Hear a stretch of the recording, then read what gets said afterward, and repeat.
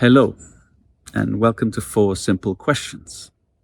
My name is Iwan Brioc, and I've been fascinated by these questions all of my life, and I suspect that to some extent you have too. The first question, who am I? The second question, what is this? The third question, why is this? And the fourth question, what's it like to be me? And in this series of dialogues, we bring together scientists who are studying these very questions through neuroscience, mathematics, physics, cosmology, psychology, together with what we might call first-person scientists. These are people who have gone so deeply into these questions that their consciousness is transformed. They have access to what we might call pure awareness, or the ground of being, or the mind at large. Aldous Huxley wrote about this in The Doors of Perception many years ago. He wrote, "To be shaken out of the ruts of ordinary perception, to be shown for a few timeless hours the inner and the outer world, not as they appear to an animal obsessed with survival or a human being obsessed with words and notions, but as they are apprehended directly by the mind at large. This is an experience of inestimable value to everyone, but especially to intellectuals." So the aim of these dialogues is for the intellectuals and the first person experiencing people to find a common ground, and hopefully in that common ground we too will have new perceptions around these fundamental questions. And to start us off, in the first episode, we have probably no greater mind focused on these questions in the area of neuroscience, Professor Karl Friston from University College London, meeting with Lisacairns, a non-duality teacher. And if you don't know what non-duality is, then there's probably no more eloquent a guide for you into this realm. So, I hope you enjoy the video. If you do, please subscribe, write your comments down below, and if you have some suggestions who we might invite to these dialogues, please put them in the comments too. And Lisa met Karl. Enjoy. This is very super interesting. Oh, okay. Well, that's easy to read. It's who are you? Right. And that's easy to answer. So I'm Karl Friston. I'm a professor of neuroscience at University College London, and this is my office. So I assume the question is being asked because I'm a teacher of non-duality. And have you heard of non-duality before? No, I haven't. So in non-duality, one of the fundamental questions are, who are you? And it's basically pointing to, although it's really complex, so you can't really say basically, but if I put it into very limited language, it's pointing to that you are consciousness, like not personal awareness or not the ego structure or whatever words are used, but consciousness, a big consciousness that's not personal. Yeah, that's really super complex to put. So that's what I assume Iwan is hinting at when he asked it for me, not for you. I'd like to talk about that. But on the human level, so on the character, the ego level, I am Lisa. I had a spiritual awakening 11 years ago, and then I started speaking about it on the internet, and people started following that and listening to that. So that's who I am. And I wasn't educated in this at all. I was actually educated in theatre, and I was a writer of plays, and then I kind of went on this spiritual journey, and then this thing happened. And yeah, now I'm 42 and speak about it sometimes, not so much as I used to. So can you tell me a bit more about the non-duality and the awakening or the insight or the aha moment? Yeah. So what happened? So the non-duality, it's found at the heart of most religions. So I originally came in contact with it through Buddhism, and so what they were talking about in Buddhism was that you've got to be in the moment, and that the moment is oneness, is not two-ness. So they don't like to call it oneness, they like to say not two, because calling it oneness is already taking it too far. So this So who you are, your essence as the big consciousness, isn't separate from everything that's being experienced in the moment. So I found it in Buddhism, but it takes, for some people, years to kind of comprehend it intellectually. And then often what happens, when you comprehend it intellectually, your ego becomes more calm. It's settling for the ego. Sometimes not, though. Sometimes it's unsettling. And you can have an energetical awakening, which I don't know what it is. I've never been experimented on. I'm open for being experimented on. I hear different scientists and different spiritual teachers say many different things. I don't know what happened. All I can do is explain my experience. So my experience, and I know that you've got part of your background in psychiatry, and so it might sound like depersonalization. But what happened here was I'd had many years with teachers, many years of learning this, many mini awakenings.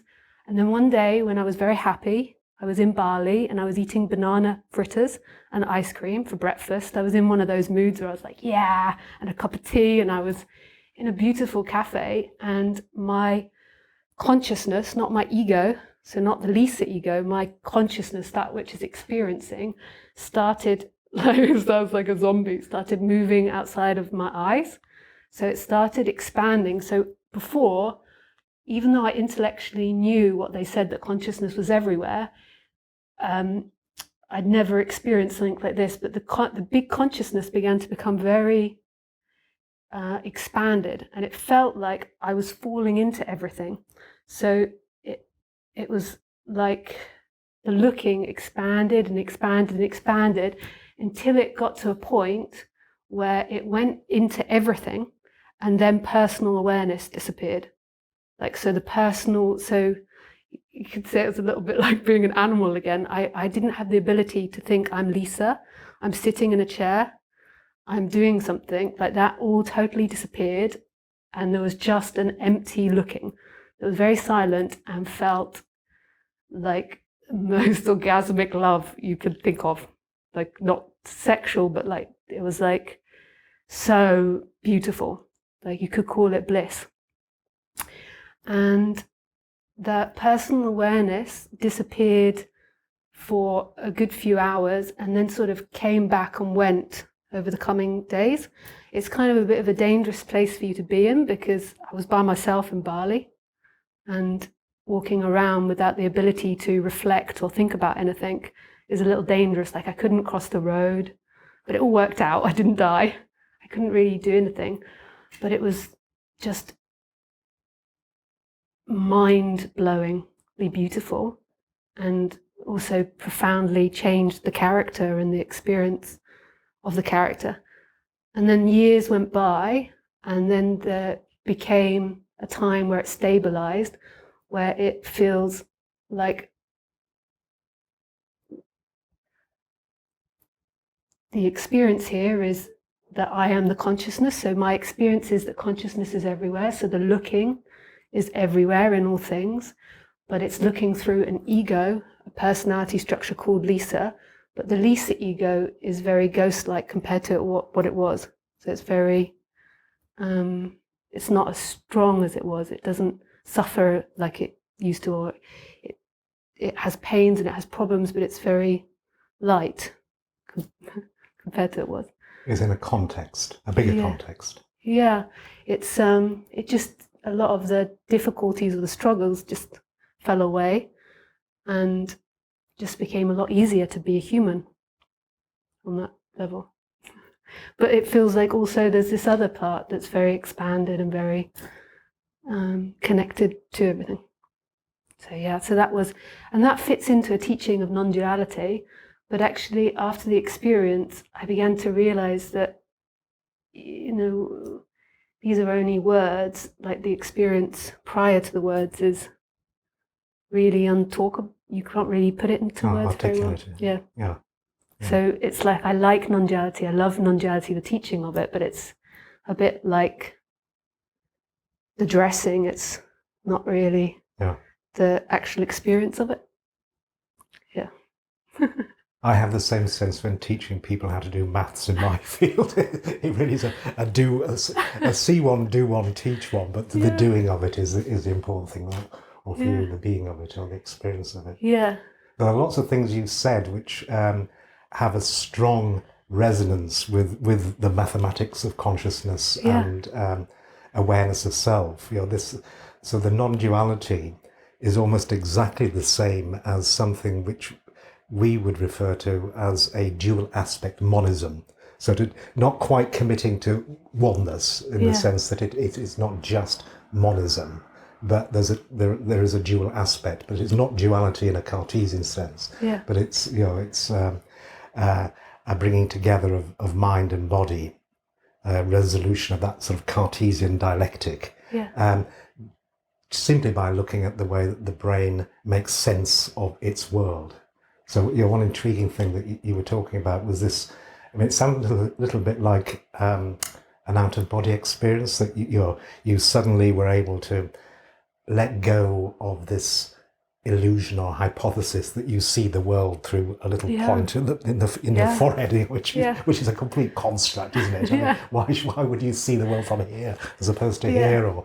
And of course, you don't see your perspective is an illusion, which, if you realize everything in terms of the way that you make sense of the world is deeply private and is illusory, it's quite a remarkable experience. It certainly sounds as though you've had a remarkable experience, realizing that this was just an illusion, it was just a hypothesis, and a really good working hypothesis, but it's not the only it's not the only hypothesis. Yeah, totally. That Lisa and her world was completely dependent on every condition that had previously come. It wasn't like a fixed entity that was seeing a real world, and it wasn't real. It was like a construct, and the construct's important for socialization and for complex thinking and to do complex tasks like crossing a road and working out what time to get the bus. But it's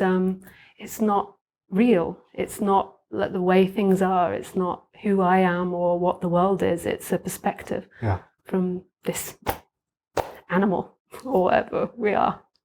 Well, I have a friend called Neil Seth who would call us beast machines. And he loves a lot of that sense making. A lot of those illusions actually come from signals within the body. So it's not just what you see in the extrapersonal world, but also a myriad of signals, literally gut feelings, you also have to make sense of. And just making sense of all these signals that the brain is exposed to can be explained by, I am a person, I'm an embodied person, which is another illusion hypothesis. I use the word hypothesis a lot because in the neurosciences, there's a lot of people who subscribe to a biological version of Kantian ideas brought to the table by Helmholtz in the 19th century. And he had this notion of unconscious inference. So his idea was that the way that we make sense of the world is simply to have a hypothesis about the way the world could be, and then use all the sensory evidence at hand, all the signals from our eyes and our body and our skin and our ears, to test that hypothesis. We may be right or it may be wrong. So I am looking at you now and I have a hypothesis that you're a person, you're sitting in front of me and we're engaged in some narrative. But this is just my construct that best explains the evidence that I have at hand. I think that the charm of your experience is that you've been exposed to alternative hypotheses, and I think that's quite remarkable. And a luxury. I mean, a lot of people, I think, go through life without ever having the insight that a lot of the things that you take for granted in the way that you make sense of your world, either your embodied world or your social world, your cultural world, or your emotional world, or your visual world, that there are other explanations which could be equally valid. So thinking about people who take psychedelics, for example, that can very easily bring you to the insight that, well, that's one way of understanding things, but there are other ways of understanding things, and often that can be quite a liberating and frightening experience if you can't get back to the things that you, knew. the comfort, This is part of the process that you seemingly go through in non-duality, which can be really similar to psychedelics, is because by asking who are you, you're constantly breaking down your image and idea of it.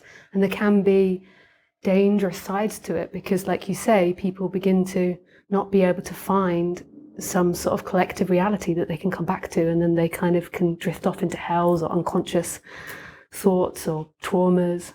So it's this is definitely like a luxury that you can sit and you can peel it away and you can speak with someone, you can speak with a teacher that can keep you guided so you don't like fall off and can't find the collective reality. Have you ever come across work by a scientist, I'm really bad with names, who does a lot of research on mushrooms and depression in, I think it's Holloway University? I know a number of people. You might be talking about Robin Carhart-Harris, who's been friendly with Dave Nutt. And I'm not sure of names. I'm bad. yeah. Well, if it's Robin you're talking about, certainly we work very closely together. Oh, really? Yeah. And this, I also took a lot of psychedelics in my 20s, and this was something that like really interests me is like when you begin to strip away the functioning of your brain, like what is left. The difficulty is slipping into traumas and slipping into the dark side of the brain. Like, but if you can stay focused, then something really miraculous can happen. Yes. And you've about 3 or 4 times now you've talked about the collective aspect and the sort of the sharing or I think that's an important thing, isn't it? In the sense that having a sense of self that I am a person is only going to be relevant if there are other things like me, other cells, or just put it more simply, if my universe needs explaining. And my universe includes creatures like me or people like me. So that sort of shared narrative, may not only be a necessary part of our constructs when we live in a pro-social world, but it may be the genesis of this illusion of selfhood. I often wonder what it'd be like to grow up in a forest or in Mars, when there was nothing else like me there. I mean, I would need a sense of self because I would never be confused about whether I caused that or you caused that. It's only when there are other people there that you have to share with that selfhood becomes so important in terms of individuating you from me. Yeah, totally. This is that experience that happened. I feel like I know what it's like to be an animal or to be like without a sense of self or without this narrative. I think that you're more than likely to get eaten very quickly because it's impossible to survive like that as a human. Like you have to be perceptive of dangers, and you can't really perceive it. You just have your instinct that your body is running off, and that needs updating. It appears like it needs to be informed about new dangers so in that moment that happened and I was walking around without this story or this narrative of me, the problem that I incurred, although it wasn't a problem in the moment because I couldn't perceive that, is that you can't function with other people. So one experience I had was this guy was laughing with me, and I couldn't perceive that I was watching him or that he was watching me or that we were laughing. There was just laughing. So there was just everything happening and there was laughing. And there was instinct here arising to laugh. So there was a joy. But I couldn't perceive what was happening in the relationship. And that, I don't know what was happening for him, but I couldn't take care of myself in that situation. Nothing bad happened. But afterwards, when I came back, when the personality came back, I could perceive the danger in that I couldn't perceive anything in time. I just had my instinct to rely on to when to move me away and where to move me. And if our instinct is warped by trauma or by past experiences or by social conditioning that has gone into instinct, I don't even know if you call that instinct. What is it when your brain isn't using personal awareness and you're just relying on that? Is it instinct? I don't know what that is. It sounds, as you say, it sounds like a dissociative syndrome. I mean, you talked about depersonalization, which I think is, and there's nothing wrong with depersonalization. I often think that people who have had the benefit of realizing that their sense of self isn't, they shouldn't take it for granted. It's something that we have to either work upon or to put into context, and to have the hypothesis, oh, this is not me, is remarkable. And I certainly agree with you that that's unlikely that you will ever find that kind of exploring different ways of being in an animal. I think the very fact you were able to say, oh, I don't feel like me at the moment, or the selfhood that I would normally experience is not the most viable explanation. I am. It sounds a little bit like a sort of Freudian oceanic state. I don't know anything about Buddhism, I'm sorry, but I do know a little bit about Freudian. And to actually experience that is quite remarkable, because that would be the alternative hypothesis, as it were, to I am me, and in the normal way. One thing that did strike me when you were telling me the story of your first experience when you were in Bali, you said you were alone, and that stuck with me, because of course you had the latitude to disengage and not to worry about being Lisa in a social context, because there was nobody that you necessarily had to interact with, and obviously you presumably had to buy things and cross the roads, but in terms of interpersonal interaction, you probably had. I'm wondering whether that being in that context gave you the latitude to actually function. Being possibly, I mean, the 3 years prior to that, I was in kind of like a monastery. I wasn't in a monastery, but I was in this kind of, so one of the things that happen in Buddhism and often happen in like Hinduism is that you remove yourself from the world when you begin to ask these questions. So you begin to become isolated. So, and I know that it can sound very dangerous to like a Western mind, but you kind of like take yourself away from society to ask these questions. And so I was in quite for 3 years prior to that, like quite removed from society. So there was this 3 years, and then the Bali was kind of the end to it. And then after Bali, I kind of went back into the world, which is very normal in like scriptures of the way that it works. So you kind of like remove yourself from everything that you knew, and then you go back into what you know. But when you go back into what you know that that's not you, and that is you. So it's that personality structure is you, in the sense that that's what you act through in this life. That's part of this life. So like you say, I totally see how like the removal and then the keep questioning everything about my reality, like what is real and what isn't real, like led to this experience. And then through this experience, there was a deep knowing and an energetic shift, or something happened in my brain, or something broke in my brain, where it couldn't stay so identified or so contained in that illusory self that we have to use for relationships. And I really think it's about relationships. I think that the sense of self begun, this is only what I think, it's not research, but it's that the sensory self begun with language, with when we began to use language in order to survive better. Yes. Yeah. No, that makes total sense from a sort of life sciences point of view. Just to come back, so I mean, one way of reading what you've just said is that this experience you had was a denouement of a period of skilling yourself in being able to mentalize different perspectives, and perspectives outside the lived body and outside a social context. So, I mean, as a psychiatrist, I see that theme underwriting a lot of talking therapies, and nowadays, of course, people are talking about sort of assisted talking therapies with things like psychedelics and 5-HT2A agonists. And it seems to me that it is all about equipping people with the skills to attend in a different way to what is going on, and to explore different hypotheses, or different ways of being, that I am like this, or I am not me, or I am like that. Perhaps the most compelling example is the use of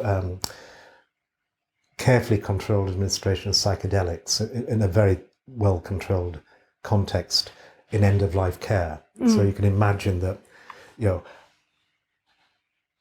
you've been told you have a terminal illness, and of course that puts certain constraints on your image of yourself and the explanations that you bring to the table for your own behaviour and for your own feelings. They're not necessarily always the most functional ones. There may be other ways of being at this part of your life. But of course, it's difficult to access those unless you're skilled in terms of taking different perspectives or exploring different hypotheses. So I'm just wondering whether your Buddhist experience was really a skill. And also when I was removed, I had a teacher. So I had one teacher that spoke me through it as well. A bit like what they do when they do the mushroom trips. I think what they do is that somebody is taking a high dose of mushrooms, and then there is a speaking through of like the illusions that they're experiencing, like they might be going through some terror or some horror. So I had that as well, like somebody like talking me through. Because when you do that, so when you begin to remove yourself from society, your projections, like, so say if you think that your unhappiness is about your work or your job or the people you're with or living in London, like all these different things. When you go into, so I was living in the forest, when you go into the forest and you're with, we lived in a house, it wasn't, and you begin to experience, you have all these emotions coming up that your body is used to. So you've got all these projections of blaming what your problem is, it's on this or it's on that. And when you begin to remove all those different things, it's got nowhere to go. So it can't go anywhere. So then you're like, okay, so this is something that is happening in my body. I'm having this idea and this thought about the world, and I'm projecting onto the world, and I think this is my actual problem. But it's also, there could be a problem there, but it's also a reaction that's happening in my body. And so you begin to see that it's not you, it's not connected to you, and it's not your actual problem. Like it's seemingly a problem because your body's conditioned in that way to think this is a problem or that is a problem, or I've been told this is a problem. So you begin to change the way your body is seeing the world, and you begin to understand experientially that my problems are in a way generated from this body, but this body isn't separate from the outside world. So it's also something that's been put in here, conditioned in here from society and from other people. So there is this like deconditioning that happens, like in these mushroom trips. And I do think when I've researched it and looked at the mushroom trips, I think it's a similar thing they're doing to what happened to me when I was in Bali. And I think it resets the brain. Yes. I think it's so that experience, if whatever we call it, so in non-duality they'd call it waking up, but I don't even care if we call it depersonalization, whatever name, is that it gives you this different perspective and it resets the brain in some way. And I think you can have it from psychedelics, you can have it from Indian philosophies, I think you could even have it from studying the brain and understanding the brain, and you could have this experience where you stop being contained inside of that. I also think that it maybe can happen in people that have learning difficulties as well. They never identify properly. So there's this is interesting. Like they never identify properly with their character. Okay. I think you're perfectly entitled to call it awakening. I think it is a kind of awakening. Yeah. It's a sort of an insight that things can appear in it from a different point of view. So that's it resets something. It's like a reset. And I think the mushrooms can do this. I think that it's such a shame that we don't experiment more with psychedelics if it's guided. If it's not guided, then I think people can go off into hell. It's the same with bad trip. Yeah. I am mindful of that. Yeah. So that reset notion, that seems very, very close to the current perspectives from the neuroscience point of view on the action of psychedelics. And by psychedelics, I just mean though any drug that has a neuromodulatory effect that causes you to attend to the sensorium in a different kind of way. So the gentleman that we were talking about before, Robin Carhart-Harris, he's come up with something called the rebus hypothesis. That's an acronym. I won't go into it, but effectively it is exactly that reset notion. It's basically if you can imagine, being in this place or this place or this place, representing 3 different hypotheses about the kind of person I am and the feelings and the attitudes that I have in relation to my life at the moment, then you're trying to find the least energy solution in a landscape of energy. And people literally get themselves stuck in a rut. So there's this hypothesis which has a very deep rut, and there are alternative hypotheses that have much more shallow ruts. So the reset that people think is induced by psychedelics is a flattening of that landscape, allowing you to jump from one rut to another rut. So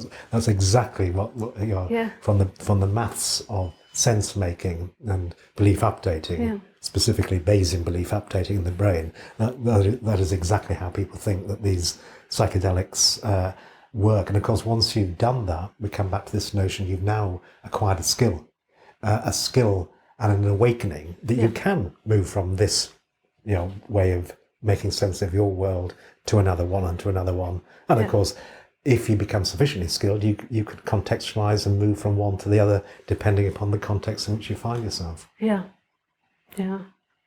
That's amazing. It's really lovely to speak with you, because a lot of the time these kind of experiences, or Indian philosophy, sometimes it's respected, but sometimes in the scientific world, because there's no research in it, because it's incredibly hard to research. Like, how would you research that? I think it's much better to research psychedelics. Like, it's easier. Like, it's not really looked at. And I think there is a similarity in what they're doing, what they did in India for thousands of years to this, of like resetting the mind. Yeah, you're right. There isn't much hard. I do think there's a lot of interest in both mindfulness and meditation, and generically what might be called sort of internal attention states. But it's very difficult to research. It's such a private thing. So people have used electroencephalography, sort of measuring little, brain signals. But of course, the whole point of being in a deeply meditative state is you're trying to ignore all the normal sensory stimuli that would normally evoke a response that you can measure. So it's not easy to research, simply because it is such a private part of your neuronal dynamics and your thoughts and your sense making. Yeah. Nice. I'm glad you're in charge. It's like an award ceremony, isn't it? It's so easy for a dyslexic as well. I do also think that the dyslexia added to that experience. Oh, right. So I said this about learning difficulties. Yes. Are you dyslexic then, are you? Yeah, I'm most probably something else as well, but I was tested in the 80s. And so then I was very severely dyslexic. When I left school, I had a reading and writing age of 8 years old. And that was after many years of private education. Like, my parents would try to put me in government education, then I'd be pulled back to private. So it was quite severe dyslexia. And I think it has a relationship, because I think, no research in it, but just my personal experience of it, is that there's something happening in the memory and language of a dyslexic, that we can't hold on to language and memory so well, or short-term memory so well, and particularly the language element. So for me, it's all about language. I can't remember how to spell. I can learn a spelling and then I'll forget it the next day. And then comprehension of text. I can listen to text, but I can't comprehend it if I read it very well. And I think that there's something in that area where you're not so stuck on meaning. Mm-hmm. So if you're not so stuck on meaning, then your mind is more open to going to other meanings. Yeah. So this is my perspective on dyslexia, but there's no research in it. So it's just me. There's very little research that I've ever found. There is, and it's not my field of expertise, but there is some ideas from research on dyslexia which are not literally disconnected to what you've been talking about. So, and I use the word disconnection here deliberately because there is some evidence in certain people with dyslexia of a loosening of connections between the parts of the brain that do the spoken and heard language and those parts of the brain that do the visual processing. Because dyslexia is, as you say, it's not that you can't understand or narrate. I mean, you clearly are very fluent and articulate, so you know how to use language. It's just associating and translating and mapping through a set of connections, literally wires in your brain, the visual homologues of that representation. So if you have a peculiarly disconnected brain, then you are going to be able to explore different associations, because you won't. It's those connections that create those ruts that we're talking about, or those minima in this potential free energy. Oh, sorry, I've used the word free energy. That's my thing. But this sort of energy, like a fitness landscape for thoughts. Part of the flattening and the reset, or the capacity to reset, does rest upon disconnecting and dismantling the connections that create these potential wells, or things to which we are normally attracted or will commit to. If I know you've got the next question, and I'm very excited to see what it is, but there's one thing you said which I just thought would be nice just to comment upon. You said that there were certain developmental disorders which may predispose you to this kind of latitude, to the extent it may actually preclude ever developing in the first place an entrenched sense of self in the way that you and I, or at least I, experience, and you can when you need to experience. And I'm thinking here of autism. So it is interesting that the very same theories that underwrite this resetting, in the sense of this flattening of the landscape, allowing you to move around, exactly the same kind of disconnection and retuning of the connectivity in the brain is thought to be one explanation for autism. So just to put it very simply, some people believe that autism is effectively a lack of skilled attentionality, the lack of the ability to skillfully attend to this or that, either attend to the sensorium, very much as in, say, mindfulness, and ignore all your prior thoughts and your machinations, or to have, conversely, a pure attentional state where you're just focusing and ignoring the sensory input. If people with autism haven't got the right machinery, neurochemical machinery, and they don't have that skill, then they will be forever attending to their sensory input and will never be able to build these deep models of their world with these hypotheses and these free energy landscapes that sort of constitute the structure of our beliefs. And one of those beliefs could be, I am a self, I am a person. And that may well be one explanation for... Yeah, that's fascinating. The wide lack of theory of mind, which is effectively just an inability of very severe autistic people to conceive of themselves as a self, or indeed distinguish between self or other, which means that they don't have a sense of you or me. It's, so I think there is some deep connection here between these. Yeah, my partner's autistic. I mean, it's obvious that I'm going to go for that, because I think that there might be something else than dyslexia, but I think there is that ability to relate better, because there is this different connections in the brain that are happening, and this connection to the sense of self as well. And there's so much we could talk about, but I just don't have the scientific knowledge of autism to speak about it, just the hands-on experience of an autistic partner, and and how that looks in everyday life. And I totally think that the autist and the dyslexia have this ability and have this predisposition. I think that something that can really help autists is mushrooms, like microdosing or taking big doses and I think they're really open to this, that it can be really beneficial and really have a profound difference for them, because I don't really understand what's happening in the brain, but there's something where they're easily able to slip out of that sense of self, and they can rewire Yes. their brain, like a reset. Well, I think you do understand. It's just that reset. It is literally that sort of modulatory rewiring in the moment, drug-induced rewiring that allows a reset of the higher level explanations, which is just another way of saying that you've basically got a knob that you can tune the connectivity, over the time course that the drugs will act, and people believe because of the what's called sort of neuroplastic or potential of these pharmacological interventions for several weeks afterwards, that you sort of basically enable your brain to rewire itself for a period of time after taking psychedelics. But the mechanism, I think you do understand, is just that reset. Yeah. Nice. Okay, so the next question is, what is this?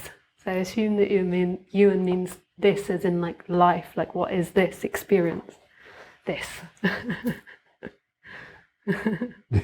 Shall I go with that one first? Yeah, you can go first. You're giggling, so that suggests to me you know what he's asking. I don't mind going first as well. So I think he's asking it openly, but so in non-duality they would have like a very clear definition of what this is. So non-duality would see everything as big consciousness. So everything, so not the personal awareness, this big consciousness. So in non-duality, you've got the personal awareness, and then you've got this big consciousness that's watching the personal awareness. And in non-duality, they would say it doesn't come from the brain. I don't know. Like in me, I come back to I don't know in the end, but I know from the experience that when I like just drop out of language, that there is simply consciousness, and there's nothing which is outside of consciousness. There is just this consciousness. There is just everything that's happening. And you could call consciousness life in a way. It's not like it's not like it could be separate from life. It's this awakeness, it's like what's happening. Yeah. So that's the context of non-duality, like where that question, like what is this, comes from. But it doesn't, in the end, when I come back to really asking it for myself, there's always question marks, because life is so complex and so mysterious. Like in this, in the end I could say I don't know as well. Right. Is it ever knowable? I would say most probably not. Yes, no, I think I'd agree with you. Especially, I say that sort of not tongue-in-cheek, but from a mathematical perspective. Yeah. So, I mean, you use a few words there which I found telling and compelling. You're talking about consciousness and life as a process which will have no resolution, in the sense that there will be no state of knowing at the end. So from the point of view of my understanding of this, this is a part of a process of sense making. So that I would read life itself, and certainly consciousness in those life forms that have consciousness, and self-consciousness in those particular life forms or aspects of biotic self-organization that have a minimal, at least, selfhood. I would read all of these things as a process of belief updating or sense making, of a very universal kind. So I'm not talking about sort of personal and propositional beliefs that we can talk about. I'm talking about mathematical beliefs of the kind that evolution might have. So evolution believes that you and I, and Gordon and Ewan, are good hypotheses, good fits, that these are the kind of phenotypes that fit this world. In the same sense, we can apply the same kind of mathematics to understand the wiring of our brain that we were just talking about as apt ways of making sense and fitting and explaining our perceived world. So what is common to both those things, both evolution and the updating in relation to the fitness of the phenotype, and the sense making and the updating of our embodied and embrained beliefs, is a process of trying to resolve our uncertainty and strive for a knowledge. And I think that process of striving for knowledge is I would submit consciousness. The thisness is just the product of my current beliefs, and will change, as I learn, as we're talking, as I get more experienced. Will I ever know? I don't think so. The whole point of the first question is, assuming you've got the answer is so wrong, and the awakening that you may have when there's another answer that presents itself is just a statement you never know. It doesn't matter. The process is the living and is the consciousness. So are you saying that this, like life, like everything, is in the process of knowing something? I would say expanding knowledge, or it's sort of. Although I don't want to create the impression that there's some target or some end point. I think just being is a process of continually adapting and inferring, making sense of things, and making sense of stuff is striving for knowledge, striving for a better understanding, finding those hypotheses that are a better explanation. So as we grow older, we are certainly knowing more and more about the kind of world in which we exist. But it's not quite that simple, because of course we're also in charge of the world that we build around us, who we choose to partner with, the other places that we visit, where we live. So it's not just that we're making sense of a world that is a given. We actually create our lived world, at every level. If we come back to the embodied brain, the embodied me, of course, all homeostasis is to keep things, in a nice, predictable, surprise minimizing way. So, with a bit of poetic license, then striving for knowledge would be an appropriate description, if you allowed for that, basically meaning trying to resolve uncertainty about the causes of all my sensations that I construct and that I engineer and that I can selectively sample. And so when you're speaking about that, you're talking about you, like you're talking about the human, you're not talking about all of life, like all cells are striving for the expansion of knowledge, like everything. I would, so mathematically, in fact, I and several other people would say that this process is mathematically called scale-free. So the same rules would apply to every cell in your body.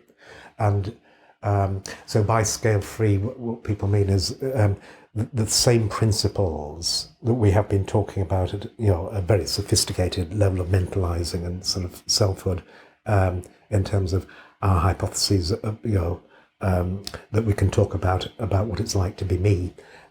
Those same principles should be applied, should be seen at every level. So right from subatomic particles, right through to molecules, right through to cells, right through to constitutions of cells that correspond to organs or parts of the brain, for example, right through to entire people, right through to families, right through to cultures, right through to Gaia. So this, including, I mentioned before, evolution. So the same kind of belief updating may be scale-free and transcend any particular level. Of course, that begs the interesting question, what's special about you and me that we don't find in a microbe or one of my cells in my liver or in my brain. But I did actually mean that even single cells, in order to live in their world, which is basically all the neighbouring cells, they still have to make sense of what's going on and to find their place in terms of interactions and coupling with the other cells. And in a very elemental, very simple, and probably the kind of way you could write down in terms of kinetic equations of kinetics and sort of electrophysiological fluctuations.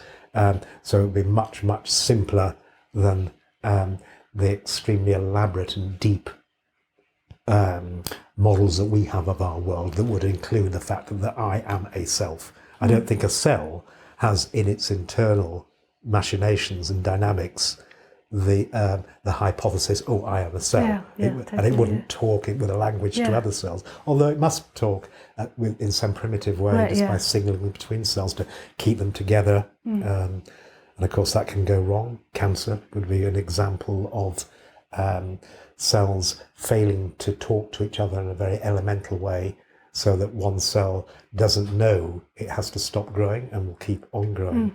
And I mention that because I have a friend called Mike Levin, who he and a number of other people, ranging from sort of psychologists to quantum physicists, are very committed to this scale-free notion. So they want to see the same kinds of explanations at all levels. So Mike's got this interesting notion that cancer is basically a delusion. And the cell's got a delusion that it should keep on growing, and it ignores any feedback that this is not the truth. And mathematically, he's absolutely right. Yeah. So, in answer to your question, there's certainly something special about the hypotheses and this beyond just I, but this. In the way that we appreciate and can talk about it and understand the processes that underwrite or undergird thisness, but mathematically you should be able to find the same kind of process at a single cell, or indeed even at the level of a single molecule. Yeah, it's beautiful in the way, like, I can't understand everything you're saying, honestly, if I'm honest, but like what it feels like, and we don't know if this is true or real, but it feels like the process of life is constantly to expand, like whether that be knowledge, or it's like the feeling is that everything is expanding, like it's eating into ignorance, or so I'm just trying to conciliate expansion with the notion of the imperative to resolve uncertainties, that the frontiers of knowledge are basically advancing as you are in this process of rendering things explainable and making sense of things. So the expansion of knowledge feels really right. That, like, on the life level, it's here to expand knowledge, but maybe you could put it in like the term more that it's to get knowledge to survive better, or I can't remember how you said it. How did you say that? Well,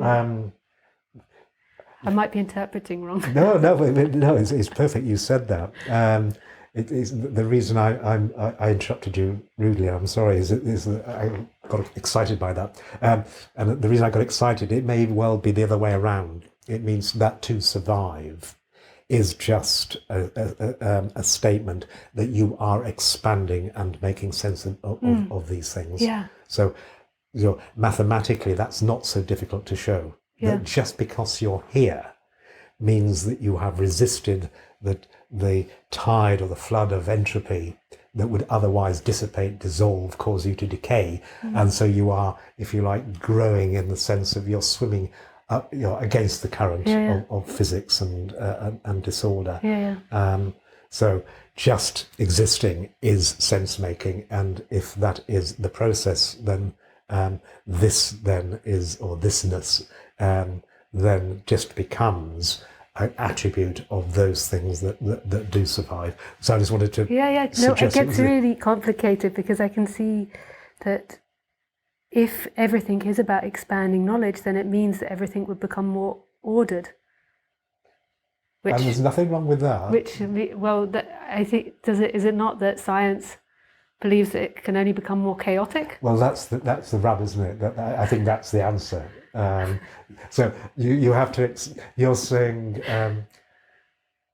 you're absolutely right. So the science, from the point of view of 20th century physics, was all about sort of equilibrium physics and the second law of thermodynamics, which says that left alone, a closed system will become increasingly disordered, and yet we have to explain the fact that you and I and this office and all this extremely ordered, unchaotic, non-dissipated exchange of language, signals from the camera, from the mic. All of this has been engineered, which is exactly in the opposite direction of chaos and disorder. So it may well be that the explanation for the fact that we seem to violate the second law of thermodynamics or its equivalent for open systems is just the expansion you're talking about.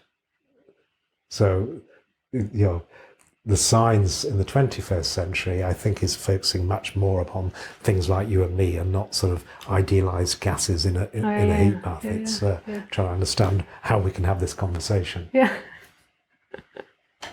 Yeah. It begins to go a bit above me then, but it's really beautiful that we can communicate about it. Yeah. I was just wondering about, because Karl answered that, and I wondered, if he asked you, what is this for you, you sort of, I wonder if you gave a non-duality definition, as though, but not your... Personal one. Yeah, or what comes from... Yeah, my personal one is, I don't know. I don't know. I don't know what this is. It's just absolutely miraculous that it is. Like, it's so weird and wonderful that we're sitting here right now. Like, what? That is very bizarre, and I don't know what it is. I don't know why it is. I don't know what the purpose is. We just are here, and it's quite a bizarrely wonderful experience. Like, I don't know. Yeah.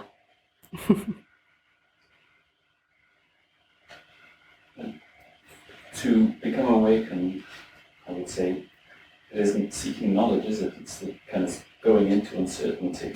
Yeah. So, although it's going against probability, to expand, is there a point where it's actually not surrendering to the idea that you can't know? Well, I think that as a human, our movement will be always to know. Like, we can't escape that. Like, that our brains are set up to know and to understand. So whenever there's the human element to it, there is always going to be the urge to know. And that's really great, because that makes us expand and do more things. Like, I'm pretty sure we're going to be up in space soon. Like, we're going to be really expanding as humans. Like, so, but on the human personal level, like, when I come back to who I truly am, which is not, I suppose, the character, that's, if I go beyond the character, I really don't know. Like, life is, and that's it. But there was a point where the seeker gave up. Yeah, but moving towards knowledge. So yeah, there is the point where seeking can collapse, but the movement towards knowledge isn't. I wouldn't say seeking. I wouldn't say it's. I think that is what the human does. Like, is move towards knowledge. That's why we've got these brains. They're like amazingly creative instruments that always want to understand. Like, we'll always do that when we come into the room. Like, our mind is always understanding what's going on. So I'm coming into this room and you're like, where do you want to sit? And then I think about what's the best. And then you mention the alcohol or the books, and I pick the books. What does that say about my ego? like it's what we do. And we always try to improve, because it's what we do. The suffering part is when we really believe in it. Like, the seeking part is when we really believe in all of this, that it's going to lead somewhere. Where is it going to lead to? Where could it possibly lead to? It's beyond my ability to imagine. Yeah. And yourself, Karl? Well, I think it's great that you said, I don't know, because that means that you've embraced uncertainty. And I do think that the representation of uncertainty is the key here. Yeah. So, again, from my perspective, mathematically, excuse me, it's all about resolving uncertainty. But to do that, you have to be able to represent it. Yeah. And to be able to say, I don't know, or I do know with a greater certainty or a lesser certainty, is something for me which is quintessential in terms of making sense of things, to acknowledge that uncertainty.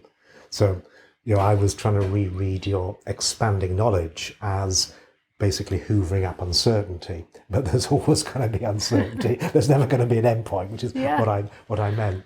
Yeah. And exploring different hypotheses, it's acknowledging that I'm not certain about this. I could, there could be other explanations, going back to the Bali moment. Previously you were certain, yes, you were that particular kind of self looking at the world from that particular perspective.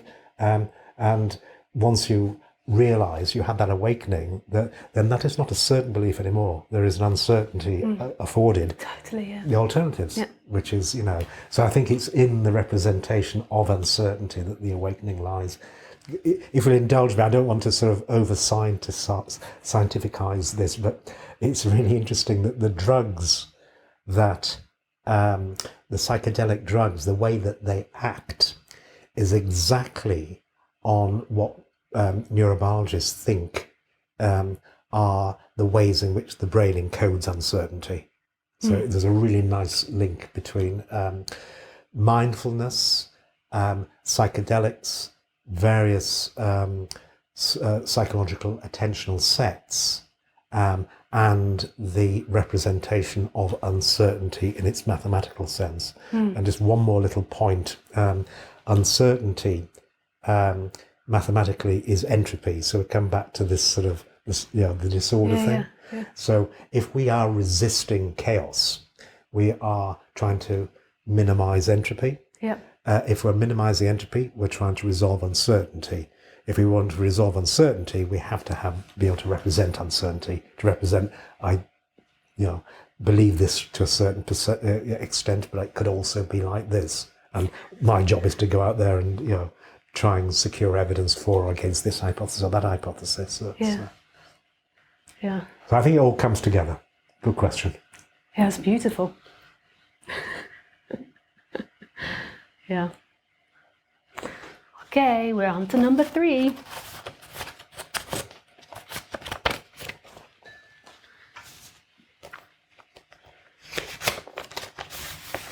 I love it that they're all 3 words. But we might have done this. Why is this? I think it's your turn to go first. I think I was first. No, I think we've established a tradition where you do the heavy lifting and I'll come up with the science bit at the end. But I think we just did that. Like, why is this? Why is this? I mean, I love it. I love the idea of expansion. So the expansion of knowledge. If you take knowledge not too tightly to the idea of knowledge, like the expansion of that is super beautiful. But why?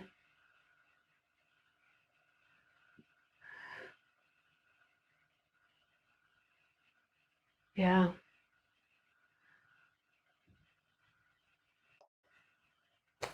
What would the Buddhists say? The Buddhists and the non-dualists would say they like a romantic idea, which I really don't speak about. So they like the romantic idea that that this life is so that the big consciousness can recognize itself again. So the uncertainty can see itself again. So that uncertainty, the end of knowing. So they would say it's seeing that again, so it's recognizing that again. But I stay away from that because it feels too romantic for me. So I don't ever engage in that, but that's what they say. And I don't know. I think that's beautiful, but I think that's very human to put that meaning, that a romantic meaning on it. But you could, if you took it to science and the idea of uncertainty, you could see there is some beauty in that if you really meditated on coming back to this uncertainty. But even that, I prefer to just not go there. Even in myself, it just doesn't matter.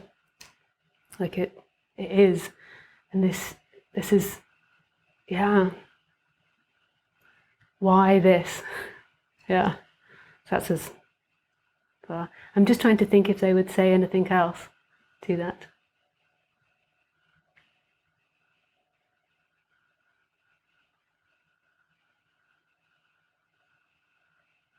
Yeah, it would generally be a human romantic idea of humans accomplishing and going and being something, and I just don't really like this.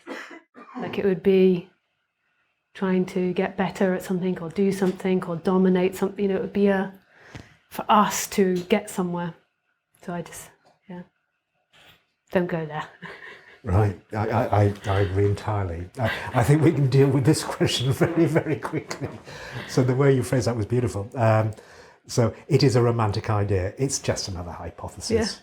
Whyness. There may be reason, there may not be reason. Two hypotheses. Those people have not had the awakening to accept that the hypothesis, there has to be a reason, there has to be a why, will be locked into a particular search for answers, and they will be romantic ideas, as you nicely describe. But there is another hypothesis: there is no why. So and it depends who you're talking to. Have they had that kind of awakening or not? And certainly, from a mathematical point of view, there is, whyness is a pure product of sense making. And a heuristic which explains the behaviour of things like you and me and creatures, most creatures who want to survive. But it's an unnecessary explanation in the deflationary sense that those creatures that survive are just there, so you don't need a reason. And that sort of deflationary tautological explanation for why things are, they are just because they are present.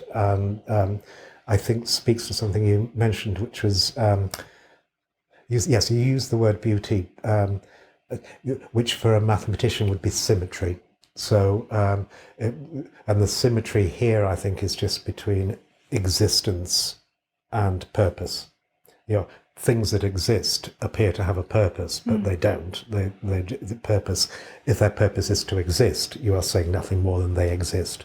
And of course, if they didn't exist, we wouldn't have to talk about them. So the whyness, I think, just evaporates. Yeah. We've done that one. Maybe Karl should open it. No. He hasn't got his glasses. Oh, of course. What is it like to be you? Oh, there was more words in this one. What is it like to be me? So I'll just take it. I go first on that, unless you feel inspired. No, you inspire me, so you. So what is it like to be me? So I would say that there's two elements to me. So there's the character Lisa. So the character Lisa I can only compare to what she used to be like, or to past. So to find what Lisa is, I can only compare to other things and other people's experiences I don't know.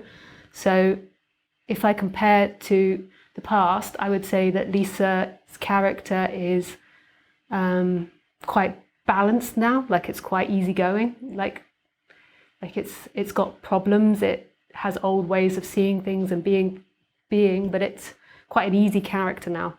Like it just minds its own business and gets on with what it's doing. Like it's quite simple. And then there is another part of me which cannot be defined in anything. And that is, it feels like my essence. It feels more real than this other. Real's a funny word, so maybe that's not right, but it feels more me or more true than more plausible. Yeah, than this one. So there's yes. this character acting itself out, and that feels like it's in everything. So it's looking seemingly from an angle, but it also feels like it's looking everywhere. But not like it's got eyes everywhere, just that this consciousness feels very expanded. So it doesn't feel like it's located here. It feels like it's in everywhere, and it feels very invisible. Like it's like, so in non-duality, it's often, or in Buddhism, it would be described as emptiness, which is really, but also simultaneously fullness. So it's it just feels very still, very present, and just here and just experiencing. It doesn't feel like it moves in time. It doesn't feel like it comes from something. It doesn't feel like it thinks, the character thinks. It just is experiencing and cannot be contained. And that feels very free. And it always feels like it's there, like it doesn't move. So those are the two. But there is also this character which we can describe as well. Yeah. What was the question again for you? What is it like to be you? Well, it sort of reminds me, what is it like to be a bat? I think that's a sort of famous philosophical question. And I think my answer to that lies in the denouement of what you were saying, that there are two ways one could read that. It's, what is it like to be Lisa? What is it like to be Karl? And the other answer, where what is it like to be a Buddhist in the right mental state? There's a beautiful nihilism there. There's a sort of a Quinian desert landscape, or a sort of where which to a certain extent is the exact opposite of the what it is like to be Karl in this situation, responding, in an attentive way to this narrative. And I think that the very fact that you can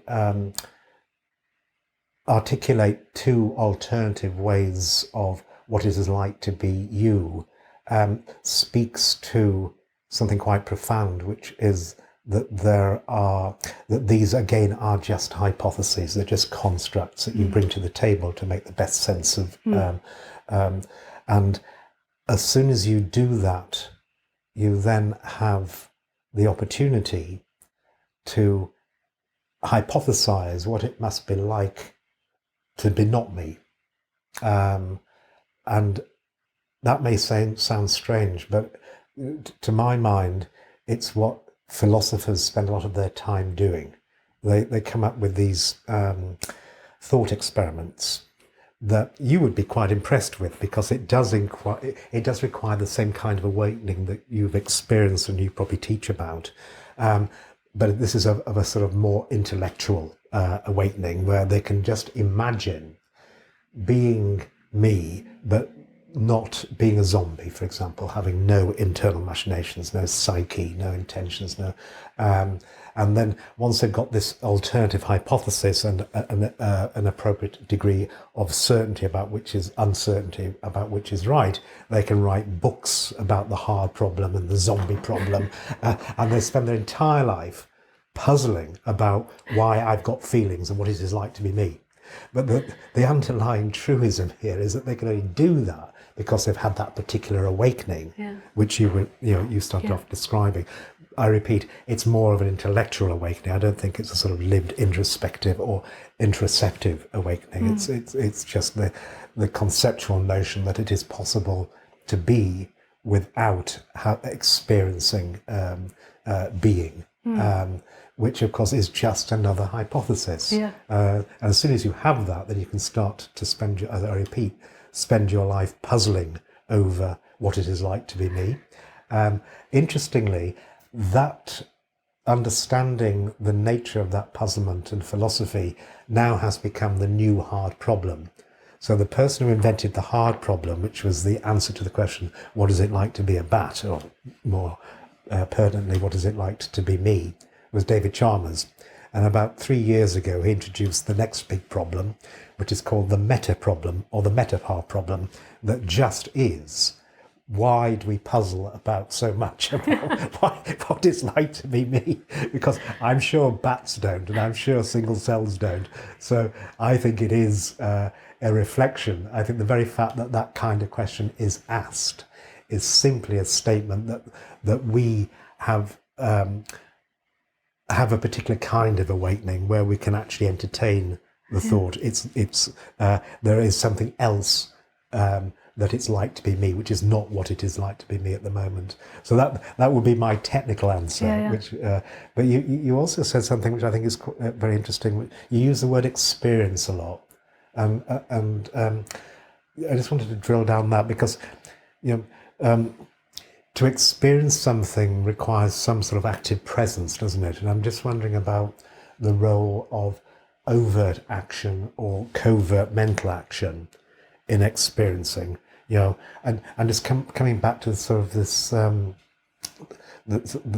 Buddhist hypothesis or sort of state of being that may be aspirational in certain kinds of meditation.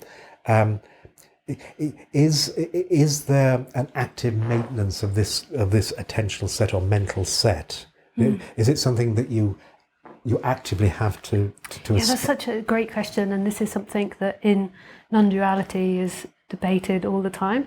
So it's a bit that you'd find different answers from different people. So I would say no.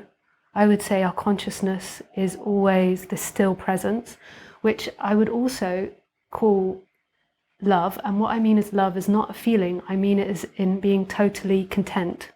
So it's like you're totally content. So the consciousness is totally content in itself. So it's love is a good word for it. Like to just be content with what is, but it's not an active doing. But a lot of people think it is an active doing, and this is where all the debate starts. So for me, even though that's really, we put a question mark there, but what comes here then, you could say, is that the consciousness is something that's inherent. Everything is or has this consciousness.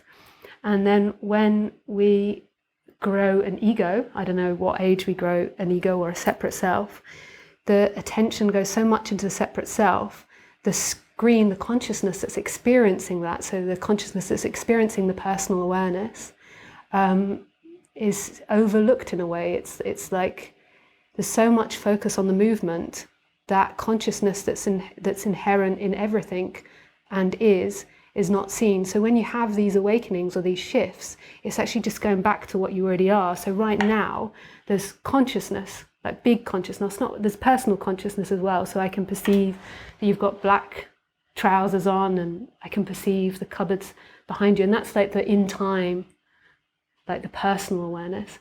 And then there's something else that's watching that doesn't move, this big consciousness that is always there. We can never not have consciousness. It can never not exist. But then it comes to the questions in science, because I think that science believes that there can be existence without consciousness, but to me that feels very strongly impossible. Nothing can exist without something, without an experiencer. Yes. Otherwise it's non-existence, and that, so it's a universal consciousness. Like there's this, and it's here in everything. When you're waking up, often what happens is the personal awareness is becoming present. So it's putting its attention in the moment. It's an activity like mindfulness. But then there comes a point where there's just a movement that happens. Something shifts. I don't know. Something happens, maybe in the brain, where it stops totally being identified with that and goes back to something that's inherently in everything. But there's always argument about that. So that's where they argue, is that some people think it's an activity that you do and you go through levels and states of consciousness, and some think it's something that's inherent in all things. It's not even inherent in all things in any personal way. It's the nature of life. There needs to be experiencing in order for there to be life. And it's there and it's here. There's never an ability to get away from experiencing. Yes. Good. Well, yes. Then that fits very comfortably with the maths of it. Oh, nice. Yeah. I mean, to the extent that we were talking before about sort of this and life and experience and consciousness and sense making as all being the process, just a process. So that seems to me a nice way of putting in technical language your assertion that for something to exist, it has to be experienced, so there has to be some conscious processing that underwrites that existence that is a process. And so, that makes entire sense from my point of view. And so, just to try and express what you were saying about the difference between the big and the little, or the sort of the egocentric versus the more inclusive.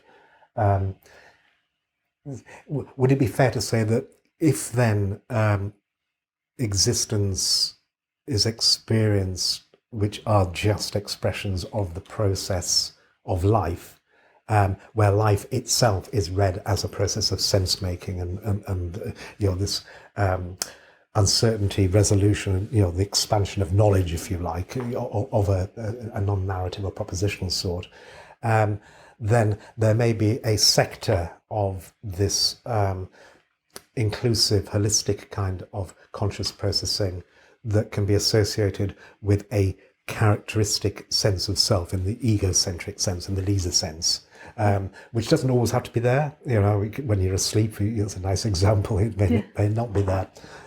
But when it is there and it is the focus literally of attention, then it sort of dissipates or overshadows the larger consciousness. Would that be a fair? So I think when somebody's in a process of it, they often can't distinguish the two. But from my perspective, so when you're more focused on socializing, on doing things personal, there has to be more character. And then when you're doing things that are less personal, like just sitting, contemplating even, or just sitting watching or listening to music, or like, so when then there is less of a sense of self. Uh-huh. So and it's not that there's more consciousness as it could be more, it's just that there's less focus on that personal ego. So you just go back to what you are, which is what I would say is everything. And then when you're interacting, doing certain more personal things, more societal things, then you're more focused on the ego, and so you're more narrowed into that. So you can lay and meditate, and then you can lose all sense of self, and then you're just in. But you can't function like that. And again, that's a big argument in the non-duality. Like, they all argue about that. Which bit? That some people say you can function like that. Okay. I think that I feel like that's impossible, and that they're just missing. They're intellectually representing what it is to be in an ego state or something like it. So some people say, other people on the other side, and then they feel like the ego awakens, which is confusing to me. I don't know what that means, the ego awakening. So that's more on the other extreme, is that your ego awakens and the ego gets consciousness. That's more confusing to me. And then there's some people on the really extreme side, like you could say I'm a little bit of a middler, that say that it's possible to live without any ego. And that feels, I don't know how they would do that. How would you, maybe if you just sat in the Himalayas on... Well, I think, yes. I have an example. Well, let me give you the example, and then I'll try and justify why. I mean, if you were on life support and you had all your homeostasis and physiology taken care of by some magical carers, then I can imagine you could function in the absence of totally. But of course, in the lived world where you actually have to move around and plan to do stuff, that's not going to be the right explanation for your world. In my world of artificial intelligence, one big thing which sounds as if it discriminates between this characteristic egocentric, focused, deliberative self versus the mindful self, where you're more a passive recipient and more inclusive. One simple thing would be, in one state you are planning, literally thinking about what to do next, and the other state you're not. And would that make sense? I know it sounds a very trivial way of discriminating between the two, but often I find when you actually have to write down the belief updating, the processes in silico, in computers, to see if you can simulate the kinds of behavior that we're talking about, it often reduces down to the temporal depth of planning. That, when I'm thinking about me and what I'm going to do next in terms of how I'm going to move, how I'm going to speak, or indeed subpersonally in terms of my homeostasis and engaging my autonomic reflexes to keep all my bodily functions in an unsurprising state, that entails thinking about me in an inactive context and what I am going to do.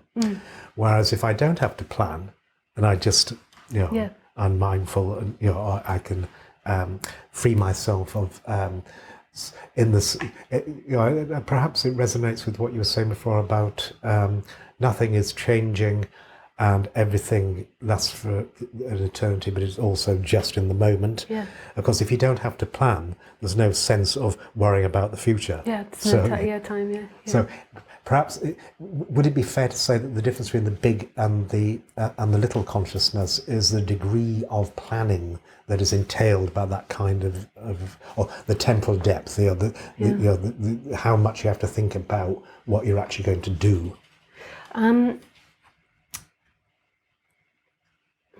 In the end, I don't know. So my starting point is I don't know, but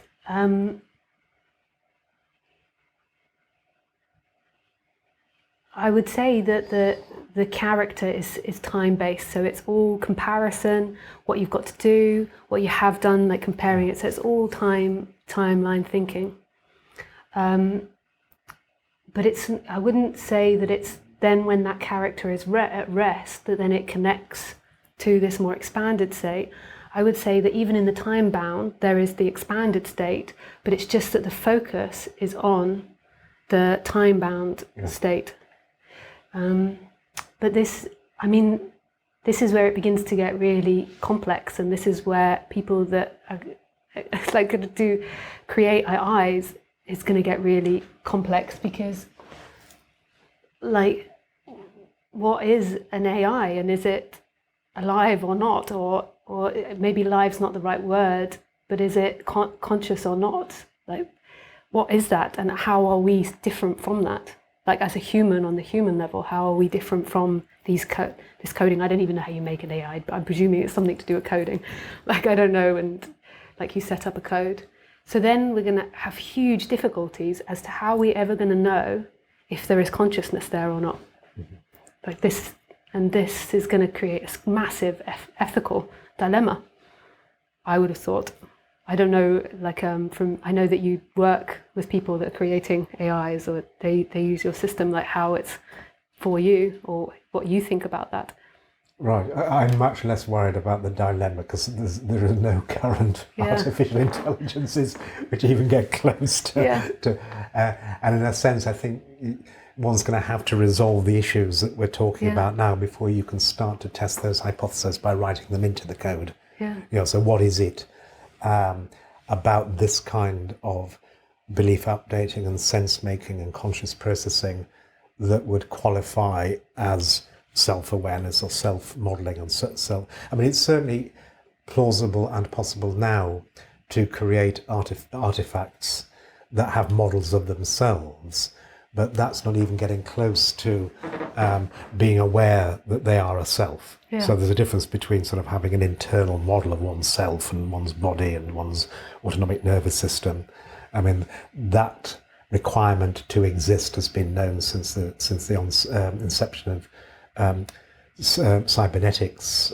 In fact, interestingly, was brought to the table by a gentleman called Ross Ashby, who used to meet with people like Alan Turing and a young Horace Barlow in this building in the 1940s, called the Ratio Club. So in the basement of this building, they used to meet and talk about these things, but not quite at the level we're talking about. Excuse me. They were just interested in the fundamentals of self-organization and having models of a world in which you were situated. What we're talking about is knowing that I am a model, or I have a model, which is a completely next stage up. And I think I distracted from the original point that you were saying, was, okay, just what was 3 minutes. The original point of what you were saying, which I think is so totally fascinating, is this: what is this big consciousness?